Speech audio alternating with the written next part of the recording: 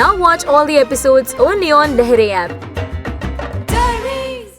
आपने video shoot किया था वो सैंडल टूटने वाला, घटिया क्वालिटी का नहीं पहना था मैंने। जिस लॉन में हम लोग गए थे शादी में, उस लॉन में खड्डा था, वहाँ पे टूटा मेरा सैंडल। तो बाद में आपने, जहाँ तक मुझे पता चला, बाद में दुल्हन ने आपको अपना सैंडल दिया था।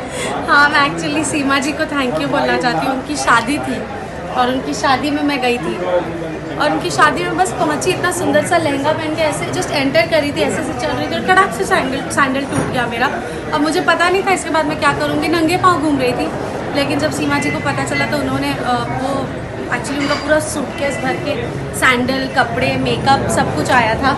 तो उन्हीं का उन्होंने ही बोला कि आप मेरा एक सैंडल पहन लीजिए, नंगे पाँव कहाँ घूमेंगे। तो उन्होंने मुझे सैंडल दिया और उनको अपनी शादी का ये टाइम हमेशा याद रहेगा कि मेरा सैंडल टूट गया था और उन्होंने मुझे अपना सैंडल दिया।